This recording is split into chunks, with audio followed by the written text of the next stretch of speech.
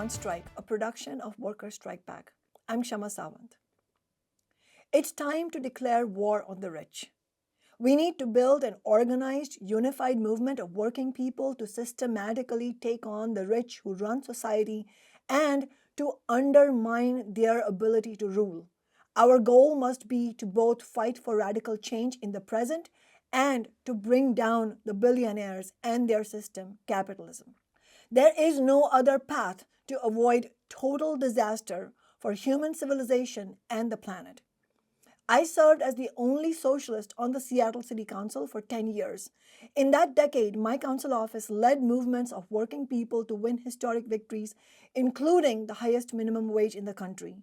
I also saw firsthand how every part of the political establishment, led by big business and the Democratic Party, viciously opposed virtually every pro-worker piece of legislation we fought for.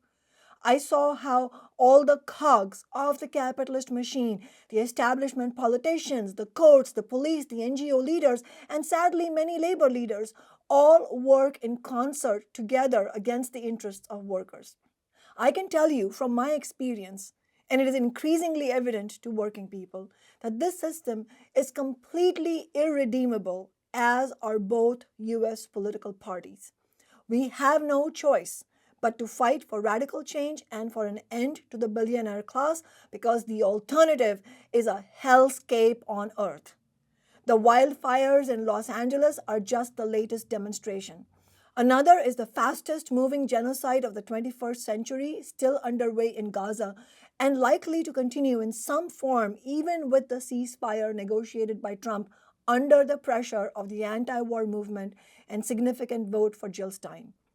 If you agree and you want to help build a fighting workers' movement, become a member of Workers Strike Back today. Sign up as a dues-paying member for $5 a month, $25 a month, or whatever you can afford. Every single dollar is crucial for building Workers Strike Back, including our upcoming week of action, February 8th to the 15th, to support Amazon workers in North Carolina, as well as our mass organizing conference in Seattle on February 22nd, where we'll be joined by Chris Hedges, Jill Stein, and working people from around the country to build our movement and to discuss how we can begin laying the foundation for a new major party for working people. The next day, on February 23rd, Workers Strike Back members will be voting at our first ever national convention in person in Seattle on our priorities for 2025, including on our Fight the Rich campaign. Workers Strike Back membership also funds our on-strike broadcast, which provides critical interviews, analysis, and a fighting strategy for the workers and anti-war movement. Become a member now at workersstrikeback.org. Working people need to be clear about who our enemies are. They are the billionaires and the bosses, the capitalist class, their institutions, their political parties, and also their more deceptive spokespeople who sometimes appear and sound like they support workers, but really act as pressure release valves and gatekeepers. Our enemies are not other working class or middle class or poor people. They are not immigrants, trans people, ordinary Republican or Democratic voters, nor independent voters or non-voters. Our enemies are those who make millions or billions of dollars a year, own multiple homes, own the politicians, own the land and resources, and who call the shots in this system. Our enemies are also all those who justify and protect the interests of the rich. The billionaires themselves are fully responsible for the disasters engulfing us. Elon Musk, Jeff Bezos, the healthcare CEOs, the major shareholders on Wall Street. We must completely reject the bullshit liberal narrative that some collective we or human nature is responsible. It's not. It's the decision makers who own everything and who put their profits ahead of everything and everyone. These billionaires are driving us over the cliff of climate disaster, presiding over a dire cost of living crisis, and leading us towards World War III. Amidst our desperate struggle for survival, last year saw the world's 5 richest billionaires increase their wealth by $542 billion. Elon Musk's wealth alone is rapidly approaching $500 billion.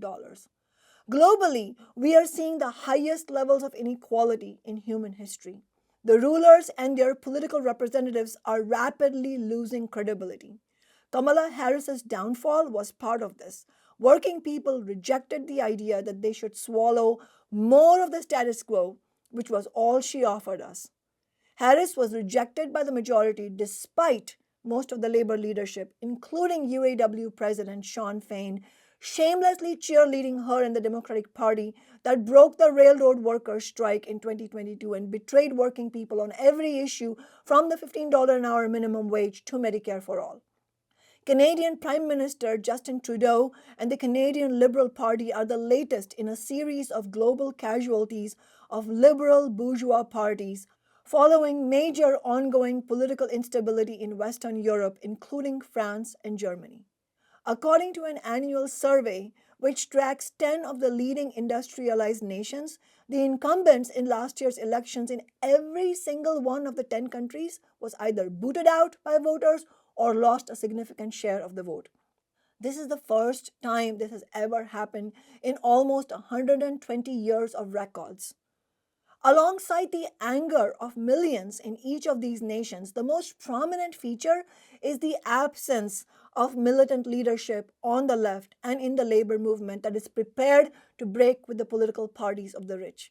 We need to accelerate the crisis for the billionaires and their servants and build a genuine independent working class alternative. During the last election, Workers Strike Back joined abandoned Harris and millions of working people in making Harris and the Democrats pay a price for supporting the genocide in Gaza and for their systematic anti-worker agenda. Workers Strike Back fought for every vote for Jill Stein as the strongest anti-war pro-worker candidate, including in the crucial swing state of Michigan. We won voters who were previously planning to vote for Harris or Trump or who were planning not to vote at all to support Stein. The anti-war vote in the election has already had some effects. While Trump is a warmonger himself, he saw the way the political winds were blowing and moved to pressure the Israeli ruling class into a ceasefire prior to his inauguration. That does not mean in any way that Israel will not look to resume their assault at the earliest opportunity or that the brutal occupation will end. Nonetheless, it is an important concession from the ruling class under pressure from the anti-war movement, and particularly the wing of the movement that took a clear stand against the Democrats for presiding over the genocide. Workers Strike Back, abandoned Harris, and others were correct not to bend to the considerable lesser evil pressures and to instead take an independent working class position, rejecting both capitalist parties. In response to our clear position, Workers Strike Back received strong support among many working people and doubled in size over the last several months of the campaign. We need to build an organization that can lead campaigns like this on a much larger nationwide scale. In the absence of mass organized movements by working people, the huge anger at the billionaires and warmongers will still be expressed. We saw this with the killing of United Healthcare CEO Brian Thompson. It's a well-known fact that health insurance corporations systematically deny care to those who desperately need it, with tens of thousands dying every year as a result. This understanding fueled widespread public sympathy for the killing of the United Healthcare CEO. The corporate media and politicians were stunned by the show of support on social media for the man accused of his killing, Luigi Mangione. They were even more shocked when polling came out clarifying this was not some fringe phenomenon but a strong majority sentiment. In one poll, 69% of respondents placed a great deal or moderate amount of blame on healthcare coverage denials by insurance companies like United Healthcare for Thompson's killing. At the same time, recent polls also show working people clearly want an alternative to this failed private insurance system. There's a resurgence of support for Medicare for all, which has long been wildly popular despite being completely abandoned by the so-called progressive Democrats. But the question that looms over everything is, how can we turn broad support for fundamental change into action? How do we raise the minimum wage nationwide to $25 an hour and tax Wall Street to fund housing and services? How do we win Medicare for all and eliminate for-profit insurance? How do we end the climate crisis? How do we end massive inequality and the billionaire class? Killing individual CEOs is no solution. Thompson's place has already been filled by another blood-sucking corporate executive. In addition, if such killings were to continue, they would be used as pretext to attack mass movements and the left. This question of strategy and tactics in relation to the ruling class comes up again and again throughout history. In the late 19th century in Russia, there were similar kinds of attacks on individual members of the nobility, culminating in the killing of a Tsar, Alexander II. This led not to a surge in working people's movements, but to a brutal crackdown that undermined the workers' movement for decades. It was not the ideas of anarchism or methods of terrorism that led to the overthrow of capitalism for the first time in history in Russia in 1917. It was genuine Marxism, which based itself on building the organized power of the working class to fight for revolutionary change. What we need is to eliminate the for-profit system, capitalism, altogether. We disagree with those on the left who think that all is lost because of Trump's election. While Trump is absolutely no friend of working people, we need to recognize that a Harris presidency would also have been a disaster for us, and that we can win change and make our political mark as working people regardless of who is in office. Some of the biggest progressive changes won by American working people came under the administration of Richard Nixon, who was a warmongering, anti-worker, racist, reactionary capitalist politician. It was not because Nixon woke up one day with a conscience.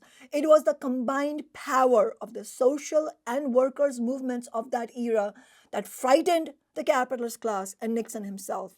Fear that if they did not take action, there would be even greater upheaval and a threat to their very system. The result was the end of the Vietnam War.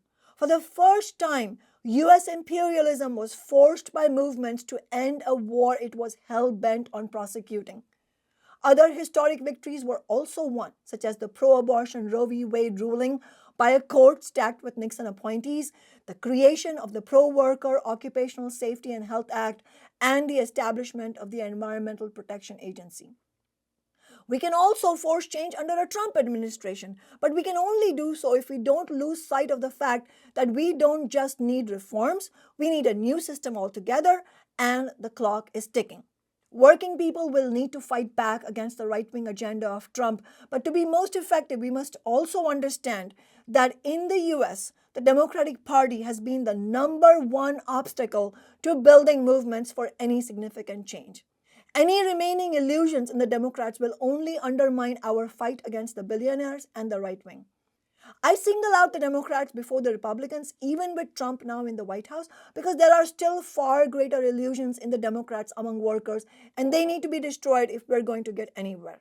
The recent fight for Medicare for all is a good example of what strategies don't work. There was enormous support for it that was further raised by Bernie Sanders' campaigns. Under pressure, the Democrats have sometimes said, reluctantly, that they support Medicare for all, including Kamala Harris at an earlier stage. I strongly believe that we need to have Medicare for all. Before that, Obama hinted at supporting single-payer public health care. I happen to be a proponent of a single-payer universal health care plan. So what happened?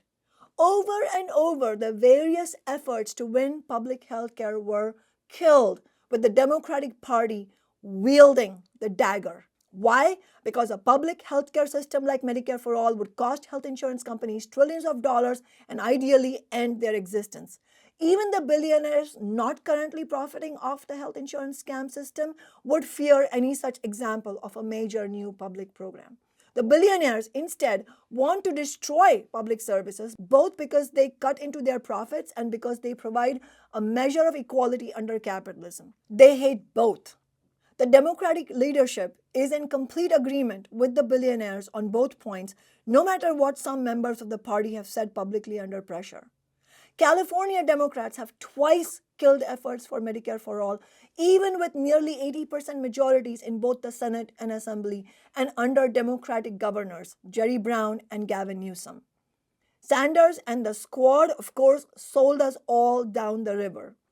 Despite the massive popular support, they refused to force the vote on Medicare for All when they had the momentum to do so after Biden's election. They refused to use their elected offices to organize a public campaign which could have led to mass rallies for Medicare for All and a powerful impetus to bring the enormous pressure needed on both parties. Instead, they just dropped Medicare for All, the $15 minimum wage, and essentially their whole program to fall in line with the Democratic leadership and provide cover for the Biden-Harris administration. The utterly false idea that a party representing the interests of capitalism would be our ally against the powerful for-profit health insurance industry is the inevitable outcome of the disastrous logic of lesser evilism, that we should hitch our wagon to the Democrats because the Republicans are worse.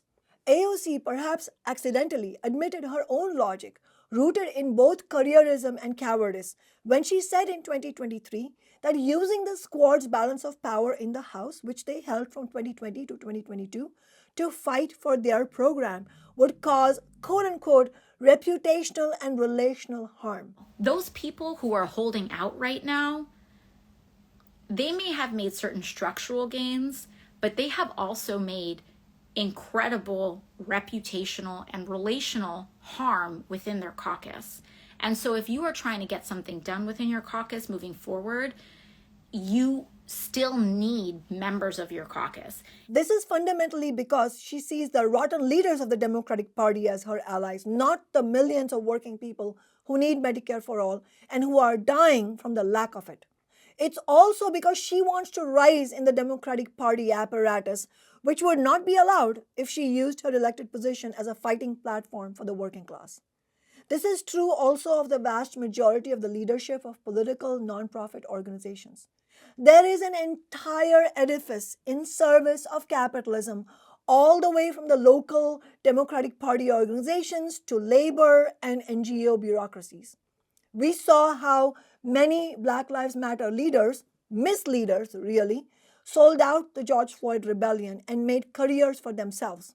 In the case of labor, it has meant that most labor leaders buy into business unionism, wherein their role is to manage the opposing interests of the bosses and the workers, winning small things for workers at best, while ensuring that they mostly hold the gates against strikes or rank-and-file uprisings. Our approach with my Socialist City Council office in Seattle was fundamentally different from both the squad and most of the labor leadership. We used it as an organizing hub for building working people's movements. I had no illusions that other council members, all Democrats, were my allies. I knew my only reliable supporters in fighting for any change of substance for working people would be working people themselves, including rank-and-file union members. By basing ourselves on movements and not relationships with Democratic politicians or the many NGO and labor leaders who gave them cover, we won historic victories.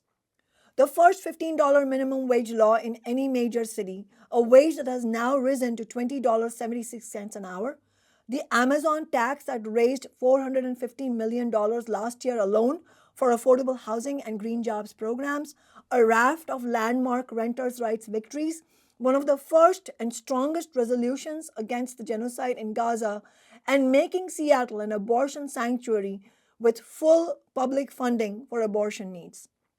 One thing all these victories had in common is that we had to fight the self-described progressive Democrats and that we overcame their opposition by building movements. One of the first actions I took after winning my first election was to help launch a movement called 15 Now to fight for the $15 minimum wage against big business and the political establishment. We held mass organizing conferences, rallies, marches, built neighborhood action groups, and filed a ballot initiative to present a credible threat to big business and the Democrats. If they didn't pass a strong 15, we would take it to the ballot box. That is how we won, despite all the attempts of the Democrats to block or water down the $15 minimum wage law. And that is also how $15 an hour went from being a slogan to a nationwide movement that won major minimum wage increases across the country. We used that same movement-based class struggle method to win everything that we won over my decade in office, from the Amazon tax to a slew of renters' rights victories which enraged the landlord lobby. Now the Democrats in Seattle are working to undo our past victories. Last year, Seattle's Democratic Party attempted to undermine the $15 minimum wage legislation that our movement won a decade before. The attack was brought forward by Joy Hollingsworth, a Democrat enthusiastically endorsed by the leadership of the MLK Labor Council and UFCW 3000, among other unions. Worker Strike Back didn't stand quietly by, but went into battle. We organized a press conference, mobilized working people and union members to City Hall, and called out the shameless attack and threatened to drive Hollingsworth and her fellow Democrats out of office. They were forced to back down, at least for now, and on January 1st, the minimum wage increased to $20.76 for all workers. The Democratic Party has never been on our side. There will be no reforming it or changing it from within. It is a weapon of the billionaire class, like the Republican Party, and it needs to be destroyed, not collaborated with. Those lessons from our decade of militant working class politics in Seattle and the need to spread them are why I and others launched Worker Strike Back in January of 2023. Because it is not enough to build a movement in one city, we need a nationwide and also global movement. The enormous and growing anger at the corporate elite and at capitalism itself can be a source of change if it can be directed in the right way. At present, the progressive Democrats and others are doing their level best to misdirect their anger and divide working people, particularly by trying to blame working class people for Trump's election. Meanwhile, Trump and the MAGA leadership want to redirect anger away from the billionaires and towards immigrants, trans people, and other oppressed groups. We need to reject all this. Unite working people, students, the poor, and the oppressed against these false scapegoating attacks and focus our fire on the billionaires and their system. We should recognize that it's a step forward that many working people are not falling for the narrative that Trump voters are to blame and that we need to spend the next 4 years building a bigger vote blue machine. That is a total dead end. And no one is coming to save us. Biden was a disaster for workers, and Trump will be as well. Neither the squad nor the MAGA populist politicians in any way represent our interests. We need to build a militant movement of working people that steadfastly and consistently rejects both the Democrats and Republicans, that organizes in workplaces and the streets, and has an understanding that this system, capitalism, does not work for us and will never work for us. Working people have enormous potential power. We build everything, we make everything run, and we outnumber the billionaires 1,000,000 times over. The billionaires are only able to get their way because they have succeeded in dividing us. Democrats versus Republicans, native-born workers versus immigrants, straight versus LGBTQ people, men versus women. By a relentless focus on this, they distract from by far the most important division in society: the capitalists who are wealthy beyond all reason versus the immense majority in society who struggle to survive. We must expose this reality to unify the working class in the fight against the rich and to defend workers and oppressed communities against the mounting attacks from Trump, including the attacks on immigrants and trans people. And the clock is ticking because the planet is burning. There will be no future on the basis of gradual change, of small reforms. We need to end all fossil fuel use as rapidly as possible. This has been known by science for decades, yet here we are, with 2024 officially surpassing the far too low goal set by the so-called Paris Agreement a decade ago, with wildfires and floods so far signaling just the early beginnings of the rapidly approaching environmental apocalypse. To stop climate catastrophe, we urgently need to move at lightning speed towards a fully clean energy-based economy. But we can't do that with these corporations in the hands of the billionaires because we can't control what we don't own. We need to take the big energy companies, the big banks, and all the major corporations into democratic public ownership and run them ourselves. We need to take the reins of society away from the capitalists. Worker Strike Back is hosting an organizing conference on February 22nd this year alongside the Green Party, Abandon Harris, and others. Chris Hedges, Jill Stein, and myself will be joined by hundreds of working people in discussing the next steps for our movements. The following day, Worker Strike Back will be holding its first national convention. At both these events, I and others will be proposing the launch of a Fight the Rich campaign to help build an organized, ferocious fight against the corporate elite and their political servants. We will be proposing a campaign organized around several concrete demands to help focus our work over the coming months. Medicare for all, end the genocide in Gaza, tax Amazon and big business, fund social housing, stop mass deportations, take big corporations into democratic public ownership. There are, of course, many issues we need to fight around, but it is a strategic question for our movements what we take on at a given time because we can't do everything at once. The foremost question is what will most help us have the biggest political impact and build movements for working people and our overall strength going forward. The case for Medicare for All is clear. There is a renewed discussion about it because of well-placed fury towards the health insurance corporations and the related killing of CEO Brian Thompson. This time, rather than waiting for a lead from the progressive misleaders, we need to take the fight to the billionaire CEOs. We should disrupt business as usual with mass civil disobedience and mass protests. For example, we should work to make it difficult for healthcare CEOs to hold a major public meeting without us crashing it. The shutting down of the WTO in Seattle in 1999 was a defining event of that time. We need to create such disruption everywhere. We want the disruptions to be mass events as much as possible, but we can also carry them out with smaller groups, which is what we will often need to do at the beginning. We also need to fight to win change in the present. The goal of any campaign for reforms is to win major gains for working people, but crucially, it is also to raise consciousness about the need for systemic change and to build the organized forces of the working class. To that end, the fights we take up should not be fiddling around the margins, but campaigns for bold, radical change. We'll know we are on the right track if Democrats and Republicans oppose us. One such bold reform would be Medicare for all, single-payer public health care with full coverage for anyone regardless of citizenship status and including full coverage for abortion and gender-affirming care. I will be proposing at our organizing conference to begin preparing the ground to fight for single-payer health insurance systems, whether at city, county, or state levels. This could be done through ballot initiatives. We are not going to end capitalism through ballot initiatives, but they can provide a concrete organizing tool to fight back so long as those efforts don't get channeled behind the Democratic Party. We are looking to working with others on such an effort in Washington state. It's clear we cannot lose sight of the horrific events taking place in Gaza or deprioritize that fight in any way.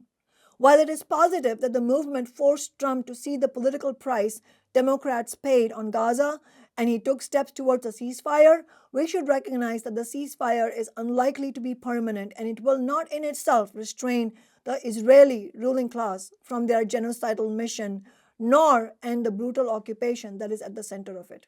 We need not just a permanent ceasefire, but a permanent end to all military funding for Israel, an end to the brutal occupations of Gaza and the West Bank, the right of self-determination for Palestinians, including their full equality, and a smashing of Israel's apartheid system. None of this is on Trump or the Democrats' agenda. We also need to end the billions of dollars being sent by the US to fund the bloody inter-imperialist proxy war in Ukraine. Like with healthcare CEOs, we need to politically target the elite who have a hand in this policy. This can mean disrupting both foreign policy and political elites, both Republican and Democratic, and going after the weapons manufacturers. The call to tax Amazon and big business is connected to a fight currently going on in Seattle, which builds on our past victory of winning our Amazon tax on the wealthiest corporations to fund affordable housing. Worker Strike Back is currently campaigning for Proposition 1A here, which would tax Amazon and big business another $52 million annually. If you are in Seattle, mail-in ballots are out now. Make sure to vote for Proposition 1A to tax Amazon by February 11th and contact Worker Strike Back to get involved in the fight. Unfortunately, the NGOs who launched Proposition 1A have not been very successful in either their messaging or in getting out that message, and most people don't even know about the ballot initiative at present. Meanwhile, big business and the Democrats, including Seattle's Democratic Mayor Bruce Harrell, are working to kill it with a counter initiative, Proposition 1B, which would not tax big business at all and whose sole purpose is to confuse people and undermine the Amazon tax. Worker Strike Back has been supporting efforts to unionize Amazon, including an organizing effort called CAUSE, Carolina Amazonians United for Solidarity and Empowerment, at the RDU1 facility in Garner, North Carolina. On Strike interviewed the organizers of CAUSE in our last episode.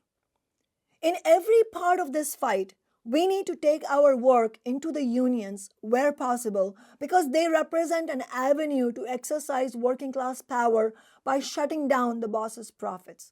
For example, in the fight to stop mass deportations, Worker Strike Back members who are union members are already bringing union resolutions to begin organizing against this onslaught on immigrant workers by Trump, which has already in fact begun.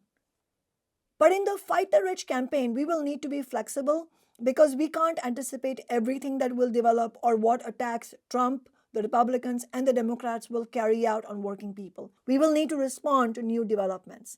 One question that is bound to come up is whether we should instead focus on running candidates for office. I don't believe this is what we should do as a former elected representative of working people myself. In essence, while we do need to fight for our movement to win elected office, we should be clear that this is not the main way change will happen and that we are not yet strong enough to run many such campaigns. We need to build a more powerful movement so that we can run independent candidates on a clear working class basis, ensure they are accountable to us, and be prepared to make an enemy of other elected officials and the political establishment. This can prepare the ground to launch a new party for working people, which is urgently needed. We need to build toward a mass movement of tens of thousands of people if we are going to begin to present a serious challenge to the billionaires. We need you to get involved. Sign up right now to become a member of Worker Strike Back on our website and register now for our organizing conference on February 22nd, which will be held in Seattle, as well as our first Worker Strike Back National Convention on February 23rd. If you can't make it in person, there will be a live stream of the organizing conference you can join. As Malcolm X said, we're not outnumbered, we're just out-organized. It's time to change that. Solidarity.